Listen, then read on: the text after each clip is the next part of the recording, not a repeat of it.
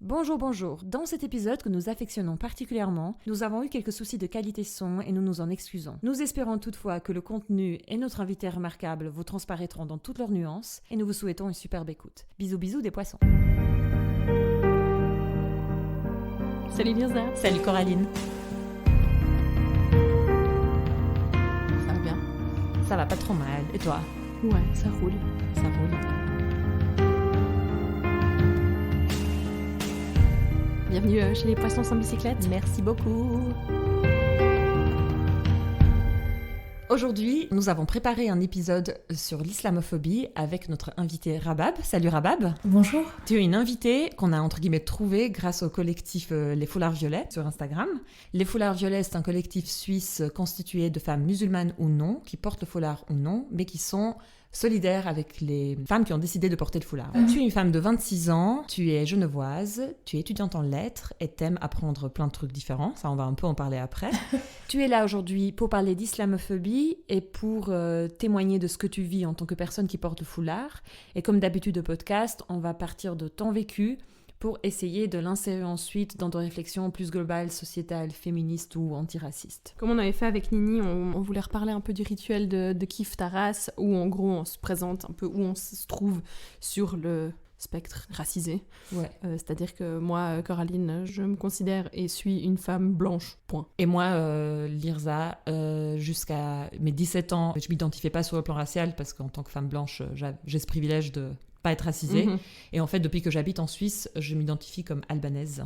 Et toi, Rabab? Moi, j'ai longtemps été perçue comme une femme noire. Après, depuis que j'ai porté le foulard, c'est comme si j'étais que femme musulmane. Ça allait au-dessus de ça. Après, sur le plan identitaire, j'ai embrassé un peu toutes mes identités.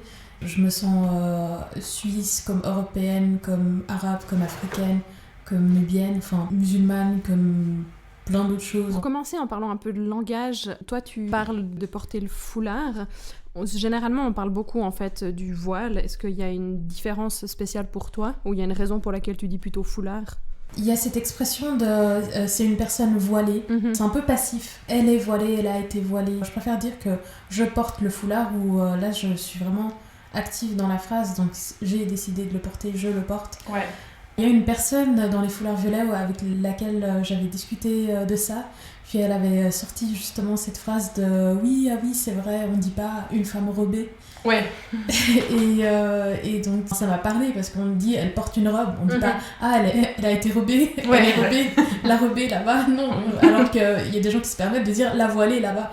Donc Quand tu dis la robée là-bas, c'est là que tu comprends l'absurdité. Oui, que c'est ridicule, quoi. Et en fait, moi, je voulais vraiment dire là-dessus que actuellement, je travaille vraiment pour faire des choses de manière justement active et que ce soit mon propre choix.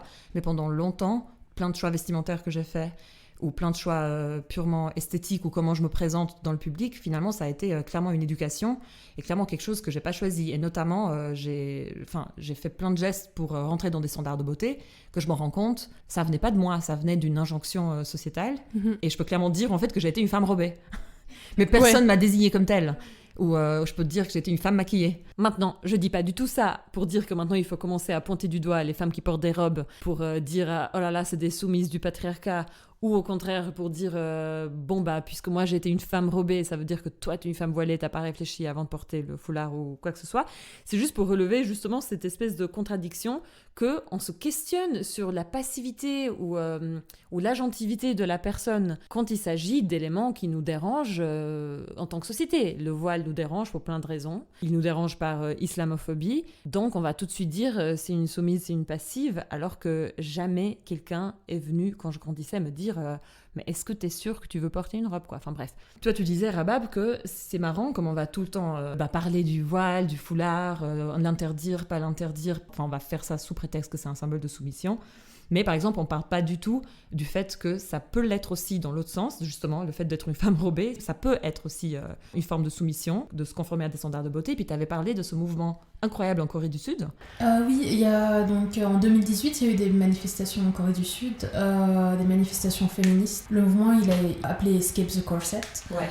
Les femmes sud-coréennes ont commencé à détruire leur maquillage, le prendre en photo, le poster sur Twitter, se couper les cheveux pour justement ne pas devoir avoir justement ses cheveux longs, etc., et puis correspondre aux standards de beauté sud-coréennes qui sont assez stricts.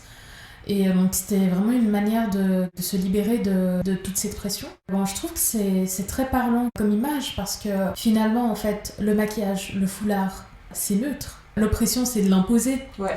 Et le choisir, c'est la libération. Donc une personne qui va être née autre part, qui va choisir de se maquiller à l'encontre, je sais pas, de son village ou quelque chose comme ça, bah, elle sera vue comme féministe. Ouais. Ben, les Sud-Coréennes aussi qui décident de s'opposer aux standards de beauté assez stricts, c'est aussi très féministe. Donc en fait, le féminisme, c'est pas oui, il faut porter le foulard, non, il faut pas porter de maquillage, oui, il faut porter du maquillage. Il n'y a pas un code dans ce sens-là, c'est vraiment, les femmes sont plurielles, faut que les femmes puissent vivre, faire leurs choix, avoir leurs expériences sans cette pression de la société autour du corps de la femme. Ouais, c'était très très beau, merci beaucoup. Par rapport au foulard, on avait parlé du fait que c'est pas simplement perçu comme une religion en fait, tu appartiens ensuite à toute une culture. À ma connaissance, pour avoir fait un peu de cours d'histoire sur le foulard, je sais que le foulard était porté depuis l'Antiquité. C'était pas forcément quelque chose de religieux, c'était plus en rapport avec la classe sociale. Et d'ailleurs, jusqu'à aujourd'hui, il y a encore ce rapport avec la classe sociale, si je prends l'exemple de l'Égypte en fait. Dans certains endroits huppés, interdit le burkini par exemple. Ah, l'interdit carrément. Oui, oui. Ou bien dans certains restaurants, interdit le foulard ou des choses comme ça. Quand on a préparé l'épisode avec toi, pour moi ça a été un peu une révélation, c'est qu'on parle tellement du foulard comme un signe religieux, on va en parler après, que c'est interdit par exemple de bosser à Genève avec le foulard, tout ça. Toi t'as dit mais en fait c'est pas forcément religieux et que toi t'as eu plein de périodes, t'étais pas croyante en fait, mais tu portais quand même le foulard. Avec aussi toute l'islamophobie qu'il y avait autour de moi, toute la pression, etc. Donc à l'école, etc., on remettait... on allait vers moi, remettre en question la religion comme si j'étais la religion. On venait faire des débats avec moi que j'ai jamais demandé. Et au fond de moi, genre petit à petit, je perdais un peu de plus en plus foi. Et j'ai eu une période où j'étais agnostique, athée, puis encore agnostique, musulmane, etc. Et puis toute cette période-là, je portais mon foulard. Quand j'étais athée et agnostique, est-ce que ça veut dire que je devrais sortir sans mon foulard parce que je suis athée et agnostique et qu'il y a une loi qui dit que non, si je suis pas musulmane, je peux pas porter de foulard. Non, il n'y a pas de ça. Et en fait, c'est aussi, en fait, ça peut juste être un style vestimentaire, ça peut juste être une personne pudique. Une personne qui a le cancer, on a arrêté ma soeur dans la rue pour lui demander comment elle portait son foulard parce que la dame avait un cancer et puis elle voulait porter en fait un foulard pour couvrir ses cheveux qui tombaient à cause du traitement. En fait, c'est comme tu dis, se couvrir la tête, c'est pas nouveau. Puis ça se fait pour 1000 raisons. D'ailleurs, ça ressort un peu à la mode, le petit foulard. Oui, je vois ça dans les publicités, c'est tout le temps une femme blanche, blonde, etc., dans une voiture décapotable, etc. Ouais. Mais dès qu'il y a une femme qui porte le foulard et que ça fait penser à l'islam, ça devient problématique. Moi, je m'ouvrais les yeux aussi à fond, en discutant avec toi, c'est vrai que la contradiction est tellement flagrante. Il y a quelques temps, on a voté pour l'interdiction de se masquer le visage en Suisse, qui était clairement, déjà un truc de l'UDC, donc c'était évidemment islamophobe à 100%. C'est une loi donc qui a passé en période Covid, donc en période où on portait tous un masque. Mais les gens ne voyaient pas la contradiction, et puis tu peux pas, si tu dis que les gens sont islamophobes, ils réalisent pas du tout quoi. L'islamophobie est tellement décomplexée que les gens, font pas le lien. Si tu les mets face en fait aux contradictions, il y en a 1 million. Dans cette votation, il y avait l'argument de il faut sauver ces femmes. Merci les sauveurs blancs. On veut des droits, pas des sauveurs. Ouais, c'est ça. Mais d'un côté, par exemple, il y a la loi de laïcité qui nous interdit de travailler. Donc d'un côté, il faut être sauvé d'une burqa, d'un niqab. Mais d'un autre côté, donc les femmes qui portent le foulard, elles sont interdites de travailler. Enfin, c'est des choses contradictoires. Donc, interdire à une personne de travailler, c'est lui interdire de s'émanciper. Et au-delà de tout ça aussi, donc ça peut être aussi juste une personne pudique, et c'est un peu lui dire aussi, si tu veux travailler, ça sera sans pantalon. Ouais. Et je sais pas combien d'entre vous voudrez travailler sans pantalon. Ouais. non, puis c'est ce truc que tu disais au début, genre être féministe ou être émancipée, c'est pas se maquiller mais pas porter le foulard, mais c'est incroyable comment on se permet de faire ça, de désigner des règles en fait. Il y a aussi cette idée en fait que comme si donc, la femme qui portait le foulard est née avec. Enfin, oui. Cette femme qui porte le foulard, si ça se trouve il y a 1 an elle portait une mini-jupe, et si ça se trouve dans 3 ans elle va porter une mini-jupe. Enfin, les gens changent, font des choix. Il y a un peu cette image de on t'a accouché avec un foulard sur la tête. Ouais, et puis tu vas le porter toute ta vie, et puis c'est impossible de changer. Quand on a préparé cet épisode, on a parlé en fait un peu des attentes que les gens ont en fait en pensant que parce que vous êtes entre femmes par exemple, que tu as le droit, tu as l'autorisation d'enlever ton foulard et tu rêves que de ça. Ça t'arrive régulièrement, ce genre d'interaction? Je me souviens donc à la grève de 2019, donc il y avait vraiment beaucoup de monde à Genève. Il y avait 2 dames particulièrement dont je me souviens. Une qui m'a arrêté moi et mes amis, donc on était 2 à porter le foulard. Donc moi je le portais depuis environ 10 ans à ce moment-là, mon ami depuis 1 an seulement. Et mon autre ami ne portait pas du tout le foulard. Donc on a remarqué plusieurs choses, c'est que dès que notre ami qui portait pas le foulard partait, il y avait une personne qui venait nous agresser en fait. Ah ouais, en pleine grève féministe. Donc cette personne est venue nous expliquer en quoi il fallait pas porter le foulard, en quoi c'était en lien avec les terroristes, en quoi c'était dangereux, en quoi c'était en lien avec les islamistes, etc. Moi ça m'a énervée, j'étais là, bon, moi je vais partir. Et mon amie qui le portait depuis 1 an, en fait elle était là, ah mais non, mais en fait la dame elle sait pas, moi je vais venir lui expliquer. Elle était encore motivée et naïve. Elle essayait, et puis en fait la dame ne l'écoutait pas, elle lui coupait la parole, elle parlait, en fait elle avait des choses à dire et elle n'était pas là pour écouter ou bien autre chose. Enfin, elle savait, toi tu ne sais pas, c'est comme ça, tu le portes parce que un tel. Si elle était là, elle a témoigné de ce jour où tu as décidé de porter ton foulard. Donc mon amie était un peu triste au départ, et puis plus tard... je lui ai dit, mais pourquoi tu dépasses, ça sert à rien. Elle était là, oui, mais j'ai envie d'expliquer aux gens, etc. Et plus tard, en fait, dans la marche, donc il y a une dame qui est sortie du cortège, on attendait notre autre amie, et elle est sortie du cortège pour venir nous parler. Moi, je tenais un panneau écrit... j'avais repris les phrases d'Amel Bent, donc je n'ai qu'une philosophie, être acceptée comme je suis. Malgré tout ce qu'on me dit, je reste point levé. Donc j'ai repris cette phrase-là, que j'ai rechangée en je n'ai qu'une philosophie pour pouvoir travailler comme je suis, avec mon voile et sans vos avis, et je reste point levé. Et c'est une phrase qui a beaucoup provoqué et qui a beaucoup attiré l'attention. Enfin, le fait d'être point levé, le fait de dire je vais travailler comme je suis et je m'en fous de vos avis, ben ça a vraiment créé des réactions assez violentes où dans la rue je me suis fait huer, des choses comme ça. Donc, Et donc cette dame-là, elle est venue et puis elle a commencé à me parler du panneau. Et elle est venue nous dire qu'on était belles, mais bêtes, mais belles. Oui, bêtes. Oui, c'est très courant. C'est très courant de venir vers une personne qui porte le foulard pour lui dire qu'elle est belle. Ou bien lui dire « Oh, mais tu sais, t'es belle, t'inquiète pas. » Enfin, comme si on le savait. On sait qu'on est très belle. Mais oui, ouais. Mais c'est comme si le foulard, c'était symbole que t'as honte de qui tu es ou de à quoi tu ressembles et puis tu te caches ou j'en sais rien. Certainement. Enfin, je sais pas ce qui leur passe derrière la tête pour sortir une phrase pareille. Et ça m'est arrivé plusieurs fois, même à l'école. Enfin, moi, je me souviens quand j'ai porté le foulard, donc j'avais 15 ans. À l'école, la première chose qu'on m'a dit, c'est « Oh, mais t'aurais dû te lisser les cheveux !» Et j'étais là, mais what? Je le porte pas parce que j'ai des cheveux bouclés. Non. Comme tu dis, c'est tellement décomplexé. Cadeau. J'avais une amie aussi qui m'avait parlé du fait qu'elle allait dans un espace de fit entre femmes, que féminin. Et elle me dit, puis c'est top parce que les femmes qui portent le foulard, du coup, elles peuvent l'enlever. Et moi, vraiment, sans trop réfléchir, j'ai dit, ah ouais, c'est cool. Et puis toi, tu m'as désabusé de cette notion. C'est que t'as dit, en fait, juste parce que c'est entre femmes, ça veut pas du tout dire que je vais enlever le foulard. Enfin, chacun va vivre son corps différemment et va montrer son corps de manière différente à différentes personnes. Je vais prendre un exemple. Devant une personne quelconque dans la rue, on se met pas tout nu. Oui, bah oui. C'est pas parce qu'on est entre femmes que je vais me mettre à poil, quoi. C'est ça, moi, suivant avec quel pote je suis, je vais pas forcément me foutre en sous-vêtements, quoi. Oui. Ouais. Et donc, il y a ça. C'est vraiment propre à chaque personne et chaque personne va faire les choses différemment. Moi, par exemple, même entre femmes, je le porte, en fait.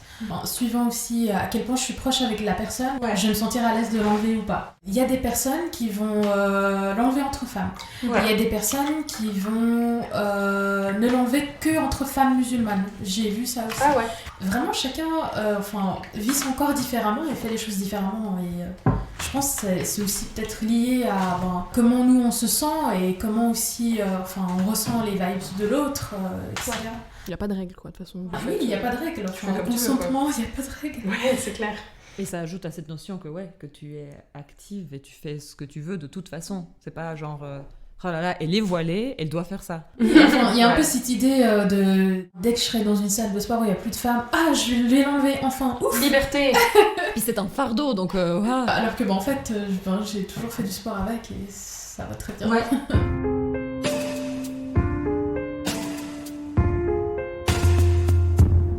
On a parlé un peu du fait que la notion de la loi de laïcité, mais qui est à ma connaissance qu'à Genève en fait, tu peux pas montrer des signes de religion, enfin souvent ça veut dire justement pas de foulard, pour travailler à l'État de Genève, c'est ça ? Oui, oui. Donc toi t'es carrément impacté par ça, parce que du coup tu portes un foulard et puis tu voulais travailler dans l'enseignement ? J'avais fait un stage au DIP pour du coup devenir remplaçante, et puis mon stage était de 2 jours, et puis c'était à l'école primaire que j'ai fréquenté petite. Donc c'était une école que je connaissais, c'était dans un quartier assez mélangé culturellement, etc. Ouais. Je ne pouvais pas porter de foulard, et puis c'est quelque chose qui me peinait, que j'ai accepté. Malgré cela, en fait, je suis quand même pudique. Du coup, il fallait ne pas porter de foulard, et malgré cela, ne pas être nue. Donc du coup, je suis allée vraiment devant le miroir, me dire, ok, quelle dose de peau je suis prête à montrer ou pas. Donc c'est vraiment ridicule. Imaginons une femme qui doit, avant d'aller au travail, se demander à combien le décolleté doit être plongeant ou pas. Pour moi, je vois ça, c'est comme si t'allais au travail avec un petit décolleté et qu'on vient te dire il faut le couper de 5 cm en plus. C'est un peu... Parce que du coup, toi, ce que t'as fait, c'est que t'as décidé de porter un turban africain à la place. J'ai décidé de porter un turban africain à la place parce que ça n'a aucune connotation religieuse, et ça me permettait d'être pudique sans aucune connotation religieuse du coup. Et puis j'ai des origines aussi africaines, et puis je me suis dit c'est aussi quelque chose de culturel pour moi, etc. J'ai un peu eu un espèce de double rejet en fait, donc finalement je ne pouvais pas être avec mon foulard, et j'ai été aussi rejetée avec mon turban africain. On m'a sorti des choses comme aucune de mes enseignants ne porte de telle coiffure, ou bien on m'a dit que c'était un couvre-chef le turban africain, puis j'étais là mais en fait c'est ni pour la pluie ni pour le soleil, c'est vraiment une coiffure. On a parlé plus de 30 minutes, et puis au bout d'un moment la directrice s'est énervée, et puis elle a commencé à me dire mais je sais pas, vous êtes peut-être musulmane. Et j'étais là mais donc c'est ça le problème, donc si je suis athée c'est bon. Et puis là elle était là non j'ai pas dit ça. En fait le seul problème c'était vraiment une chasse à qui était musulman ou pas. Le plus drôle aussi, c'est que dans cette école, donc moi je suis étudiante en japonais et arabe, j'ai un peu de connaissances sur le bouddhisme, etc. Et puis j'ai reconnu un enseignant avec des colliers bouddhistes. Tant mieux pour lui, je vais pas aller le dénoncer, mais raison. Et en fait, si ça se trouve, c'est que les bouddhistes, c'est un but religieux, peut-être pas, peut-être c'est juste esthétique, peut-être c'est juste des vacances. Ça va être tellement de choses. Mais personne ne se pose de questions, et personne ne cherche par rapport à ces colliers bouddhistes. Il y a aussi dans les boucles d'oreilles, etc., tout ce qui est accessoire, il y a des petites croix, des choses comme ça. La loi dit justement tout ce qui est visible doit être interdit. Par exemple, il parle de toute petite croix, ça passe, donc je peux porter un tout petit foulard, je sais pas. Ça n'a pas de sens, c'est vraiment quelque chose qui a un peu été cousu par rapport aux femmes musulmanes, je trouve. Et qui mène en fait à des conversations complètement absurdes. T'as pas le droit de porter un turban parce que c'est un couvre-chef, mais en fait, qu'est-ce qui définit un couvre-chef ? Je sais pas, tu perds un temps et une énergie énorme. Par rapport à ça, je voulais pas finir en me laissant faire quand même. Et puis j'ai appelé une association contre le racisme. Et donc j'ai expliqué la situation, on est allé voir les RH, leur parler, etc. Et puis finalement, quand ils ont vu que j'avais réponse à chaque question qu'ils disaient, j'ai dit à la dame, écoutez, le seul pays qui interdit des coiffures, c'est la Corée du Nord. Et ça, on me l'a reproché. Et puis j'étais là, mais en fait, c'est pas une insulte, c'est vraiment vrai. C'est un fact. Oui, c'est un fait. Elle est en train d'interdire une coiffure, le seul pays qui fait ça, c'est la Corée du Nord. Donc voilà. Mais moi, je comprends pas. T'avais ton turban africain, puis comment il t'a abordé sur le sujet ? Sous quel prétexte ? Que c'est un couvre-chef ? En fait, ça posait aucun problème. J'ai fait le premier jour sans problème. Et à la fin du premier jour, elle m'a vue. Elle m'a isolée un peu de la salle des maîtres. Elle a fermé la porte. Et elle a commencé à me poser des questions sur ce que je portais sur la tête, etc. Puis je savais pas qui c'était. Et du coup, j'étais là... Oui, vous voulez quoi ? Et puis du coup, elle m'a fait part de sa position de directrice. Et puis du coup, à ce moment-là, donc, je lui ai expliqué que c'était juste une coiffure, c'était ma manière de m'habiller, etc. Et puis je lui ai demandé pourquoi elle posait la question. Elle m'a dit au cas où si un parent demande. Puis je lui ai dit écoutez, si un parent demande, envoyez-le vers moi, je vais lui expliquer tout ce que je vous ai dit. Et puis c'est tout. Et en fait, ça a commencé comme ça. Le jour d'après, donc, elle m'a demandé carrément de l'enlever. Enfin, elle est direct partie du principe que c'était religieux. C'est un stage de 2 jours. Oui. On m'a pas du tout parlé de comment je me comportais avec les enfants. On m'a pas du tout parlé... De ta qualité de prof, quoi. Oui, voilà. On s'en fichait, quoi. C'était vraiment... Tout ce qu'on a parlé, c'est mes vêtements. Ta tête. Ou ma tête. Oui, vraiment. Elle m'a carrément montré ses cheveux. Elle m'a dit il faut porter une coiffure comme moi. Mais Je en fait, plus tu racontes, pire c'est cette histoire.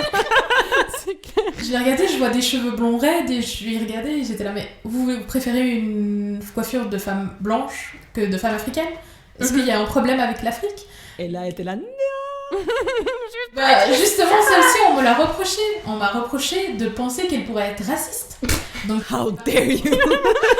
j'ai parlé au RRH et j'étais là, mais en fait, est-ce que vous êtes en train de me dire que si j'ai un doute qu'une situation est possiblement raciste, j'ai pas le droit de me poser des questions?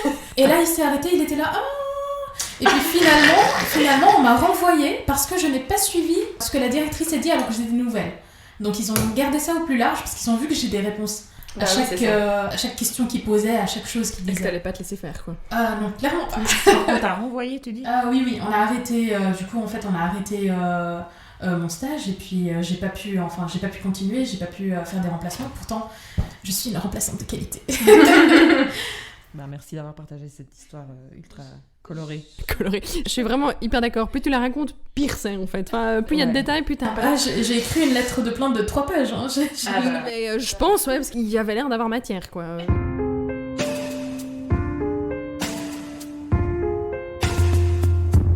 Donc, en tant que femme qui porte le foulard, tu te prends plein d'islamophobie dans la gueule de la société en général.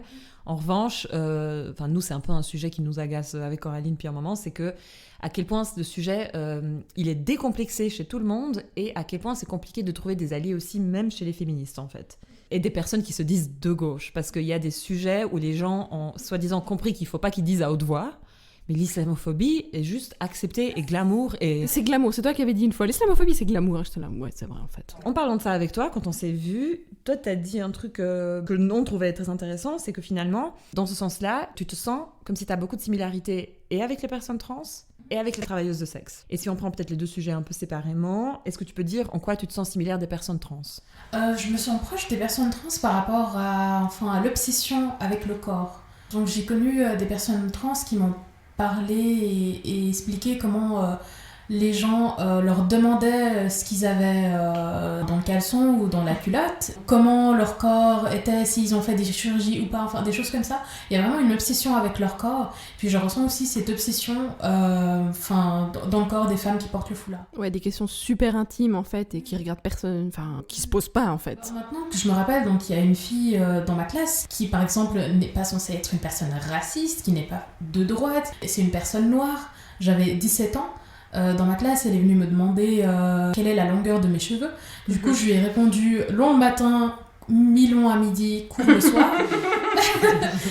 Elle a décidé de m'attraper le chignon pour voir à quel point c'est long. Mais non. Étant donné que c'était une amie, entre guillemets, je voulais pas créer de problème, du coup j'ai eu un rire nerveux. Mais en soi, là je me rends compte à quel point c'est violent et à quel point elle avait pas à m'attraper le chignon comme ça. Et c'est une agression en fait. Pour voir à quel point c'est long ou pas et avoir une réponse à sa question. Qui la regarde pas. Je lui pose pas des questions sur les poils qu'elle cache, genre de quelle couleur ils sont ou je ne sais pas quoi. Genre.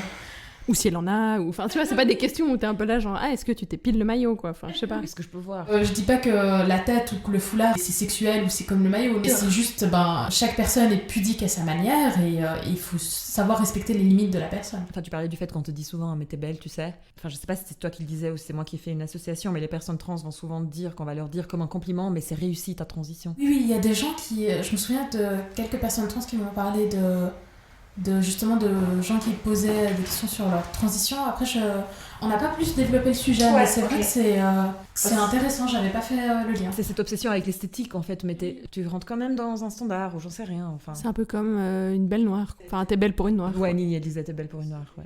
Par exemple, cette histoire de mais t'es belle comme une noire, moi-même je suis une personne noire et j'ai connu, il y a une amie à moi qui son beau-père, qui est une personne noire et son beau-père lui disait, qui est blanc, lui disait t'as un nez de noir et il voulait lui payer une rhinoplastie.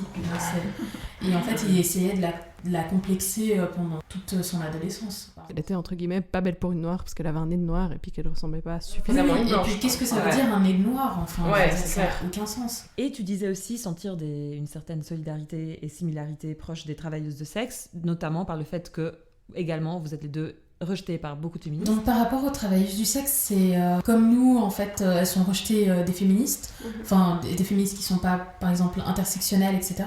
Elles sont mises de côté parce que justement, on trouve qu'en fait, qu'elles sont un peu une insulte pour la femme, d'oppression pour la femme, quelque chose comme ça. Et puis en fait, je vois un peu le lien entre les deux, en fait. Donc cette idée que le foulard est aussi une oppression pour la femme, que porter un foulard, c'est une insulte pour la femme, donc sur ce côté-là, c'est très similaire. Sur le côté aussi du rejet, enfin de pas prendre en considération ce qu'elle peut vivre. Par rapport à ça, ça me rappelle aussi, en fait, j'imite une Tinder parce que, en fait, est-ce que je dois me justifier ? Non. C'était sur Tinder. Ta Tinder, vis ta vie. Puis en fait, souvent, les messages que je recevais, c'était vraiment des messages autour de la virginité. Enfin, on partait direct du principe que j'étais vierge. Alors, enfin, qu'est-ce qu'ils en savent ? Obviously. Et puis, est-ce que tu poses ces questions à d'autres gens ? Aussi, mais justement, j'étais vraiment choquée par rapport à tout ce fétichisme autour de la virginité. Et puis, je suis allée demander à des amis qui ont Tinder aussi pour comparer leur vécu. Je me suis rendu compte qu'en fait, c'était deux sexismes, mais juste de manière différente. Donc, mon amie qui assumait totalement le fait qu'elle était sur Tinder pour des relations à court terme, etc., pour du plaisir, etc., en fait, qui était cash en plus dans ses messages, donc elle expliquait très bien ce qu'elle voulait, etc. Enfin, on lui disait qu'elle était un shaitan, qui veut dire un diable. Enfin, on la rendait un peu tentatrice. Elle est blonde, blanche, et non, elle ne porte pas de foulard, et justement, elle a justement vécu ça comme ça. On la traite de tentatrice, etc., parce que justement... elle sait ce qu'elle veut et elle le dit clairement. Comme s'il était sur Tinder pour prier Dieu, je comprends pas. À quel moment elle est le diable, je comprends pas. Bref, et justement, elle recevait des choses comme ça, en fait, culpabilisant, et puis elle était là, mais en fait, est-ce que je fais quelque chose de mal ? On a commencé à mettre en commun, en fait, nos expériences, puis on s'est rendu compte que ça restait du sexisme, mais que c'était de manière différente. Quand on te met dans la case vierge ou dans la case putain, c'est juste déshumanisant et on prend pas en compte tes nuances et puis ta sexualité. Et puis, Oui, il y avait même quelqu'un qui m'avait sorti qu'une femme vierge, parce que j'avais demandé c'est quoi autour de la virginité, je comprends pas, qu'est-ce qu'il y a autour de ça, et puis on m'avait sorti une femme vierge, c'est comme une page blanche, et puis la personne se rendait pas compte à quel point c'était une phrase... C'est problématique, quoi. À ce moment-là, je lui dis, écoute, on va arrêter de parler, je vais aller aux toilettes un moment. Ah, c'était live, c'était même pas par message. Oui, c'était même pas par message, c'était vraiment, on va arrêter de parler parce que j'en peux plus. Ah, mais c'est vraiment, t'es un territoire à conquérir, quoi. Là où aucun autre homme n'a marché. Et puis je tiens à dire que cet homme qui a dit ça, il n'est pas musulman. Il est blanc. Ouais. Il est français, donc voilà, donc... Il est de gauche. Bon, il n'avait pas l'air très de droite, donc je ne sais pas. Je peux même pas dire que c'est du sexisme ordinaire, parce que c'est tellement grave. Non, c'est tellement grave. Non, c'est ça, c'est un autre niveau, quoi. Et ce qui est grave, à quel point le gars, il se rend pas du tout compte, comme c'est grave ce qu'il dit. En fait, c'est prendre les femmes, pour des choses malléables, que tu vas en faire ce que tu veux, à ta façon. Oui, voilà, c'est comme si j'avais pas une histoire et que c'était lui qui allait écrire mon histoire. C'est mais ça me dégoûte. Non, ça donne envie de vomir, je suis d'accord, c'est ça. Est-ce que tu t'es enfui par les toilettes ? Non, malheureusement, je suis revenue. Mais après, avec mes amis, on a fait une session où on l'a bloqué ensemble en même temps. Ça fait plaisir. Il s'appelait comment? Il avait un nom avec des consonances allemandes. Ouh, c'était dans quelle région? Vous voulez son adresse?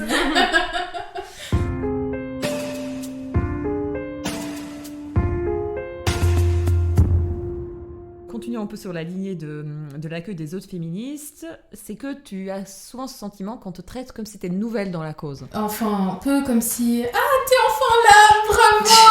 Ah bien, on va t'expliquer. Ou bien comme si, en fait, participer à des choses, etc., c'était une étape avant d'enlever le foulard. Ou enfin, Comme si Ouais. j'étais au début de la recherche de l'épanouissement ou quelque chose comme Comme ça. si tu avais fui l'oppression de ton père pour la première fois pour venir à une réunion féministe, quoi, dans ton coin. C'est épuisant. C'est épuisant. Tu Ouais. m'étonnes. Moi, j'aime Enfin, des fois, on vient m'expliquer des choses dans ma religion ou... On vient t'apprendre quoi, par exemple? Par exemple, moi je me souviens, donc c'était un groupe de gauche, une personne qui est venue me dire, par exemple, ah mais tu sais, le prophète, il entendait des choses, enfin vraiment des trucs un peu relier ça à une maladie psychique, par rapport, par exemple, tout ce qui est miracle, les visions, etc. Comme si en mode, tu crois aux licornes? Attends, je vais pas te faire croire aux licornes. C'est un peu comme ça, et puis t'es là, mais en fait, si je crois aux licornes ou pas, en quoi ça vous dérange? C'est ça, qu'est-ce que ça peut vous foutre, quoi. Il y a aussi cette idée que genre si tu fais pas un truc ça doit être forcément religieux. Mais en fait j'ai aussi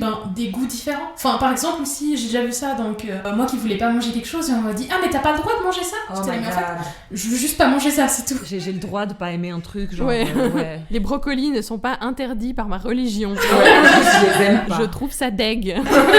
Et puis, pour clore, pour aujourd'hui, le sujet de la soumission de la femme de l'islam, entre guillemets, parlant de tes psys, et aussi un truc sur une association de gauche où tu avais fait une animation pour parler des femmes qui portent le foulard et que tu avais posé des questions problématiques. Est-ce que tu peux parler un peu de ces deux petits sujets? Donc par rapport à l'association, donc en fait on m'avait posé une question où la personne s'est rendue compte très vite après que en fait la question était totalement inappropriée. En fait elle a levé la main et m'a dit comment on peut être sûr que la personne a vraiment choisi de porter le foulard et elle n'a pas été par exemple influencée par ses parents.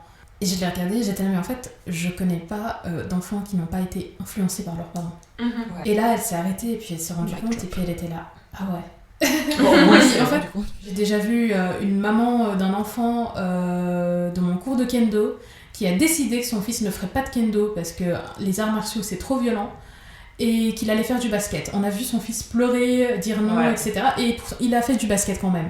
Ouais. Personne n'est venu le sauver. Sauver de l'oppression du basket. Il y a une transmission culturelle, religieuse, etc. Oui, on peut être influencé comme on peut ne pas l'être, mais ça veut pas dire que c'est une preuve de soumission. Je veux dire, moi j'ai une pote, ses deux parents sont médecins, elle est médecin, personne lui dit est-ce que t'as vraiment choisi d'être médecin, tu vois. Parce que Tu es moi, je te dis non. soumise. Oui, c'est ça, tu es soumise au patriarcat. On t'a pas montré d'autre choix. Oui. Je pouvais être peintre, regarde. Ok, et puis c'était pour des psys en fait. Ah, les psys, c'est tout un problème parce que quand tu vas chez le psychiatre, chez le psychologue, etc., c'est parce que t'es dans le mal, t'as besoin d'un traitement, etc., t'es vulnérable, tu leur parles de tes vulnérabilités, de tes problèmes, etc. Et puis donc à ce moment-là, si on te parle et on te dit que tes problèmes, c'est parce que tu es de telle culture, c'est parce que tu es musulmane, c'est parce que... Là, je reçois pas un traitement, je reçois du racisme. Ouais, c'est ça. Ouais. Il y a une psy, je me souviens, au bout d'un an, elle m'a dit, donc ils m'ont dit, je crois que le problème avec vos parents, c'est pas une question de religion finalement, c'est peut-être une question de différence de génération, voilà, etc. J'étais, mais il t'a fallu 1 an et demi. Bravo. Il t'a fallu 1 an et demi. Non, mais... Mais du coup, en fait, quand j'ai compris ça, parce qu'elle m'a lancé des pics plusieurs fois, et puis moi, je voulais croire en sa bienveillance, je suis restée Oui. un moment. Mais quand elle m'a dit ça frontalement, je me suis dit, en fait, ni une ni deux, j'arrête. Je me souviens, en fait, à chaque fois, je parlais d'autre chose, et elle revenait sur mon foulard. Pourquoi vous portez le foulard? Est-ce que votre soeur le porte? Est-ce que votre mère le porte? Ah, vous le portez certainement parce que votre mère et votre soeur le portent. Et j'étais là, mais en fait, tout pour me rendre en tant que cruche qui n'a pas réfléchi et qui suit juste les autres. Enfin, et même si j'étais cette cruche-là, quel est le problème? Il y a des gens qui portent des talons parce que leurs potes les portent. Exactement. C'est des femmes talonnées. Merci Rabab. En fait, généralement, de ce que tu nous expliquais, ce que tu vivais, c'est à quel point, en fait, on vous infantilise, vous, les femmes qui portent le foulard. Tu vois, mais genre à quel point on vous prend vraiment pour des enfants constamment, et puis ça doit vraiment être usant au quotidien. Enfin, il y a cette idée on va la libérer, la civiliser, on va lui expliquer comment ça marche. Mais Ouais. en fait, j'ai eu toutes les informations comme toi, même voire plus, parce que j'ai plusieurs cultures. Oui, puis t'es né ici, t'as grandi ici, t'as eu accès aux mêmes infos que les autres. Merci de pas vouloir venir m'expliquer la vie. Si tu veux m'aider, me libérer, permets-moi de travailler. Oui, bah c'est ça c'est vraiment l'hypocrisie générale, quoi. Mais j'ai vu des images qui datent, je pense qu'ils datent un peu des années 40 ou 50, de femmes de colons au Maghreb, je crois que c'était Algérie, où il y a eu un peu des mouvements de femmes blanches qui réunissaient des femmes qui portaient le voile pour leur enlever le voile en public. T'es un peu là genre... Des cérémonies de dévoilement. Quoi, puis vraiment ce côté où on vient sauver les femmes.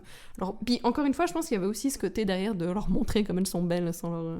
Il y a aussi un côté un peu d'obsession autour des Ouais, corps ouais. racisés, un peu où c'est très érotisé, très fétichisé, etc. Donc, ouais. C'est vraiment l'angoisse. Et puis, dans ce côté infantilisation, on vient t'expliquer la vie, et puis on te pose des questions random parce que les gens pensent pas que t'as de vie, en fait. Enfin, que du coup, les gens partent du principe un peu que tu passes ton temps entre la mosquée et puis tes études, et puis ça... Et à obéir tes parents. Et à obéir à ton père. Ah oui, oh, mais maintenant je me rappelle, une fois on m'a sorti, enfin j'étais dans un groupe, il y avait un anniversaire d'une personne que je connaissais une seule personne sur tout ce qui était assise, mais il y avait des blagues racistes et j'étais très mal à l'aise. J'ai décidé de partir et puis on m'a sorti ah tu pars parce que c'est l'or, des choses comme ça. Oui, mon père m'attend. En fait, on ramène non-stop tout à ta religion. Oui, et puis donc cette personne-là aussi, elle a commencé à me parler de son amie qui a été travailleuse du sexe, qui a eu un enfant.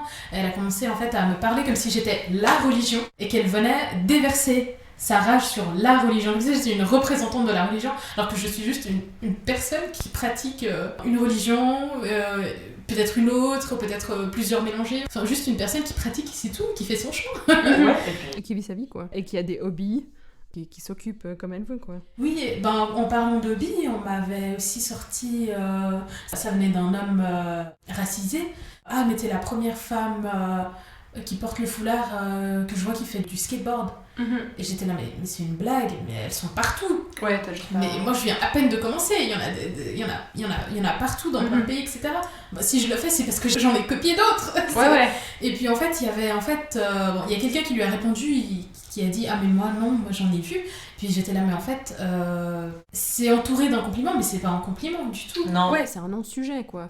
Enfin comme si genre t'étais la première, la pionnière, alors que en fait non, il y en a plein d'autres mais elles ont été effacées, on veut pas les voir. Ouais. Et puis ouais, enfin...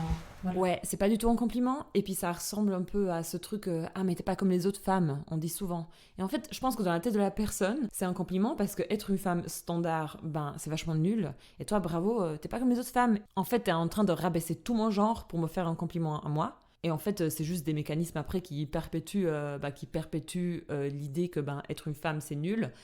Et toi, en tant que femme, tu finis par l'intérioriser. Et puis, être une femme qui porte le foulard, tu peux pas faire du skate, tu peux que...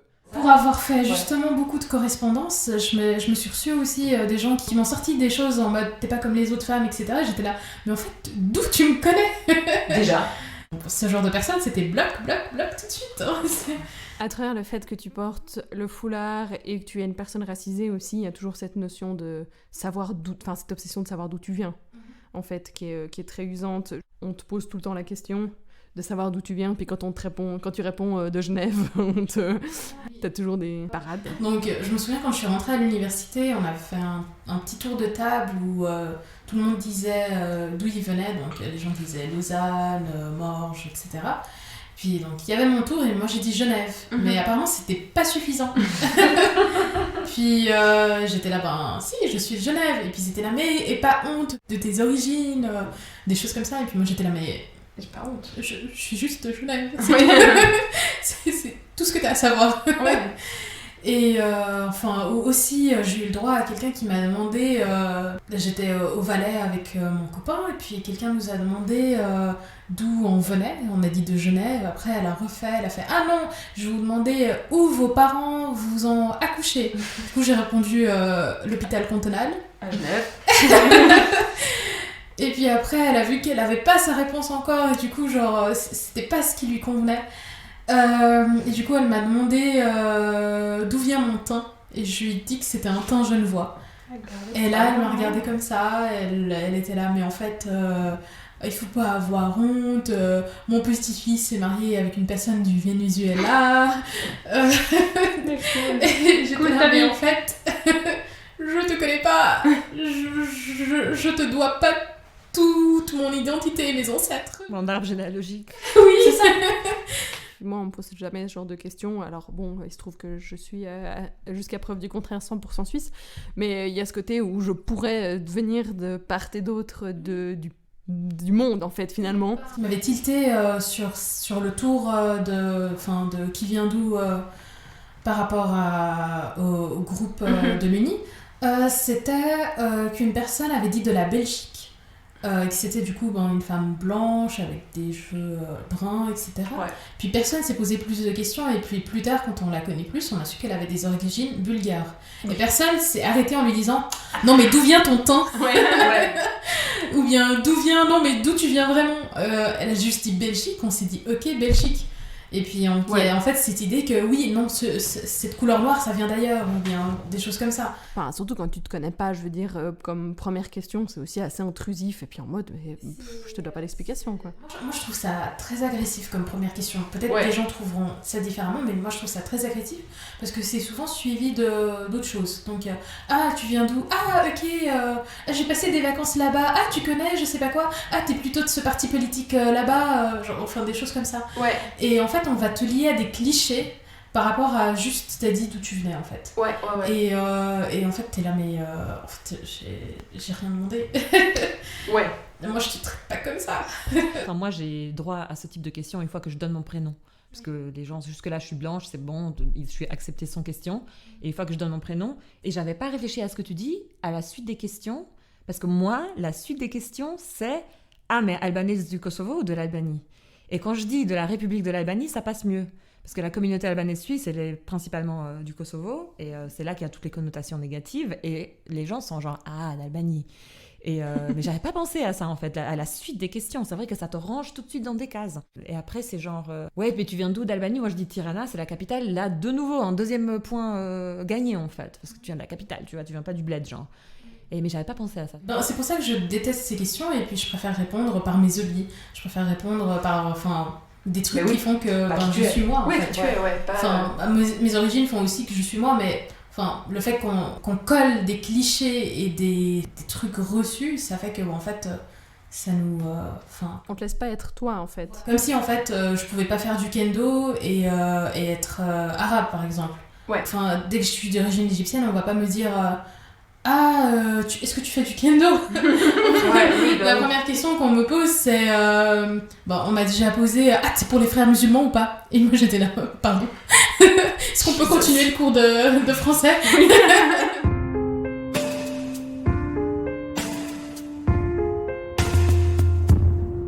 On a parlé aussi de tes mésaventures dans les manifs féministes, et puis on sait que justement la question du voile, c'est une qui divise un certain nombre de féministes, et que en fait aussi les gens de gauche ne sont généralement pas intéressés par la question. Tu disais que je crois dans ta coloc, où en général c'est plutôt des gens qui se revendiquent de gauche mais qui ne s'intéressent absolument pas à cette question-là, et puis qui shut down en fait, quand tu leur parles de l'islamophobie. Beaucoup de gens ne savent pas, par exemple pour la loi de la laïcité, j'ai remarqué que beaucoup de gens ne sont pas au courant. Personnellement je savais pas avant que tu nous le dises. Mais même à Genève, j'ai plein de gens de mon âge ne sont pas au courant, et puis moi je suis là mais en fait vous votez comment? C'est ça.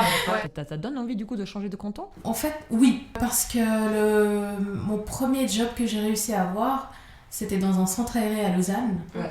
À ce moment-là, j'étais là, j'adore Lausanne, il faut que je vive là-bas. Ouais. C'était devenu l'espoir pour moi. Mais j'ai aussi vécu des situations un peu racistes à Lausanne, de racisme anti-mère, etc. Donc il fallait que ça se rattrape. Et je me suis un peu accrochée à un ailleurs, dans le sens où moi j'aime beaucoup un peu l'extrême-orient. Donc du coup le Japon, la Corée du Sud, la Thaïlande un petit peu aussi. Je m'intéresse un peu à tous ces pays-là. Et puis aussi d'Asie du Sud-Est. Et donc je me suis un peu liée à cette image. Un jour j'irai au Japon ou en Corée et je ne ferai plus face à l'islamophobie ou bien des choses comme ça. Certainement aussi parce que l'histoire et les relations avec l'islam sont différentes entre ces pays-là et nous en Suisse. Il y avait aussi cette idée de oui mais si je subis du racisme, au moins je serai étrangère. Ouais, c'est ça. C'est pas quelque chose de bien, mais il y avait cette idée en tête qui atténuait un peu les choses dans ma tête. Où je me dis, donc je suis née ici, j'ai grandi là, bon, je connais que là, mais en fait, on me dit tout le temps que je suis pas à ma place et que je viens d'ailleurs. Quand on avait parlé de ça pour la préparation de l'épisode, justement, où tu parlais d'aller au Japon, puis je me disais, bon, voilà, il y a le racisme là-bas aussi, puis justement, tu as dit oui, mais au moins, je serais pas de là-bas. Et ça m'a un peu brisé le cœur, parce que je suis en mode, mais en fait, c'est vrai, t'es suisse, t'es ici, je veux dire, t'as vécu ta vie là, mais en fait, tous les jours, on te rappelle que t'es moins légitime que moi, en fait, par exemple. Puis je suis vraiment là, genre, ouais, en fait, c'est vrai qu'au moins, si tu vas à l'étranger, certes, ils seront toujours racistes, mais au moins, il y aura... Oui, se raccrocher à un ailleurs pour pouvoir aussi vivre. Enfin, tout ça, c'était pas facile. Donc moi, j'ai vécu une longue dépression. Ouais. Donc ça a des conséquences aussi sur ma dépression, sur des questionnements identitaires, sur des questionnements sur moi, qui je suis, qu'est-ce que j'apporte à la société, enfin, plein de questions comme ça.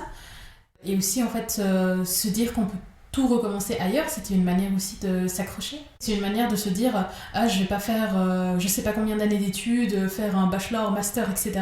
pour après ne pas trouver de travail et se dire mais je pourrais partir ailleurs, ça serait plus sympa. Enfin, c'est pour s'accrocher, parce que si on révise, on est en déprime, en train de réviser, on se dit peut-être j'aurais pas de place de travail, c'est vraiment horrible. Enfin, il y a tout ça en fait, parce qu'on grandit avec cette idée. Moi, je me souviens que j'ai arrêté la natation parce que à ce moment-là, ma mère était malade, pouvait plus m'emmener, etc. Et puis plus tard, je voulais reprendre. Sauf que en fait, il y avait un choix que je devais faire, c'est ou bien reprendre la natation, ou bien porter le foulard. Et du coup, en fait, j'ai dû faire un choix et accepter de plus pouvoir nager, par exemple. Tu peux pas nager avec le foulard. Avec un burkini, c'est pas accepté. Enfin, c'est une grande combinaison faite en lycra. Enfin, c'est pas accepté. C'est pas accepté à Genève ou dans les compétitions, enfin dans quel contexte Tout. Il y a une seule piscine qui accepte à Genève, c'est celle du Lignon. Ok. Mais à ma connaissance, tous les autres piscines n'acceptent pas le burkini. Tu veux faire partie d'une équipe de natation ou t'oublies quoi.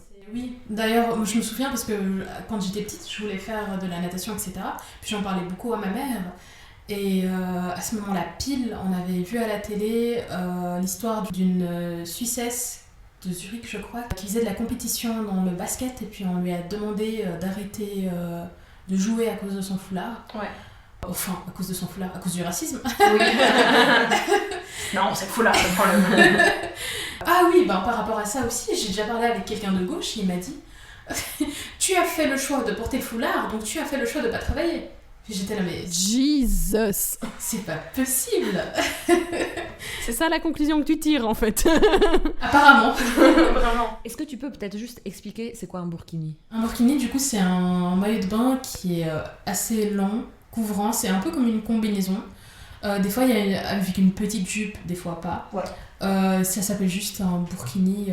J'allais dire, parce que les combinaisons de natation, on s'en fiche complètement. Une combi, genre comme pour du surf, quoi. C'est juste que des fois, il y a des jupes et puis de la combinaison pas. Moi, mon burkini, c'est une combinaison. C'est pas...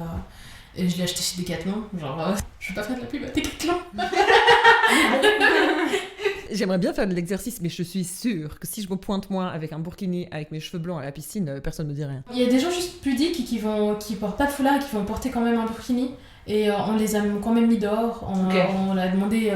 En fait, c'est un peu stupide parce qu'en fait, dehors, ça protège du soleil. Suivant comment tu te sens avec ton corps, t'as besoin de te couvrir ou pas. Il y a des personnes trans, par exemple, qui veulent se couvrir dans les piscines. Enfin, il y a plein de gens qui veulent se couvrir pour plusieurs raisons qui sont tout à fait valables. Mais souvent, on va parler que du burkini, dire que le burkini c'est dangereux, ou bien que c'est lié à la religion, et on va enlever cette idée que ça peut être juste une personne pudique qui a envie d'enjoy la piscine comme tout le monde. Oui, c'est clair. Puis qui n'a pas envie de se montrer d'une manière qui lui convient pas, quoi. Tout simplement. Pour revenir un peu à la question de partir, qu'au moins à l'étranger, tu serais une étrangère, donc voilà. Mais quand est-ce que t'as compris en Suisse que t'étais racisée ? Ça s'est vraiment fait graduellement. Il n'y a pas un jour où je me suis rendu compte que j'étais racisée. Par contre, je me souviens de quelque chose. C'était à mes 8 ans. C'était en 2001, je crois. Et justement, il y avait eu les attentats du 11 septembre. Et là, je me suis reçue à mes 8 ans, de la part d'une camarade de classe de 8 ans aussi, un terroriste. Donc elle m'a insultée de terroriste. Et Moi, à 8 ans, je savais pas ce que c'était, mais ça avait l'air d'être une insulte. Je suis allée me plaindre, etc. Et puis, avec le recul, je me dis, mais qu'est-ce qu'on lui disait à la maison ? Bah oui, c'est... Vu que, en fait, depuis toute petite, mes parents ils me disent que je suis suisse, que j'ai les mêmes droits que tout le monde, etc. Vraiment, on m'a mis ça dans la tête. Et en grandissant, en fait, je me suis rendu compte que, que non. J'étais un peu une citoyenne de seconde zone. J'avais pas forcément les mêmes droits que tout le monde. Des fois, on va pas me respecter pour mon apparence. Des choses comme ça, en fait.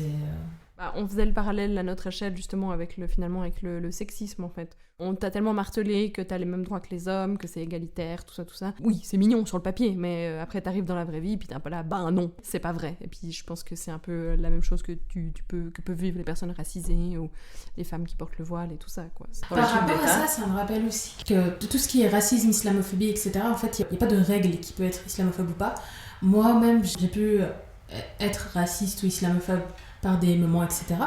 Et je prends l'exemple de, par exemple, avoir des clichés, par exemple, sur les hommes racisés ou quelque chose comme ça. Récemment, j'ai vécu dans une coloc et il y avait des hommes, pour la plupart blancs, et ça nettoie pas aussi la vaisselle, c'est pareil. C'est sûr. Et ça parle mal. Ouais. Donc, ce que je vous essaye de dire dans ce sens-là, c'est qu'il y a un peu cette image de coller un caractère à un personnage, à une couleur, à une origine, etc. Peut-être ça vient aussi du rejet identitaire, des questions identitaires, le fait d'avoir des préjudices aussi, des préjugés sur les hommes racisés, etc. Étant moi-même une personne racisée qui vit aussi des choses semblables. Ouais. Il y a un peu une diabolisation, un peu ton père, ton frère, etc. Mais en fait, c'est tous les hommes. C'est tous les hommes, par exemple. Quand on dit à quelqu'un « Ah, mais tu as eu un comportement raciste, sexiste ou islamophobe », et la personne se vexe en mode « Non, je suis pas raciste. Oui, non, c'est toujours ça. Mais en fait, oui, tu l'as, moi aussi. Mais on oui. est tous racistes. Mais on essaie d'en sortir. Accepte-le. Ouais. Accepte-le et écoute ce qu'on a à te dire, en fait. Finalement, c'est quand même un peu tout ce qu'on te demande. C'est d'écouter et de corriger pour les prochains, plutôt que de passer un temps et une énergie énorme à justifier pourquoi tu n'es pas une personne raciste, islamophobe, sexiste, bref. Juste écouter. Moi, ça m'a trop parlé ce côté, parce que tu disais qu'à l'école, t'avais l'impression que c'était plutôt safe.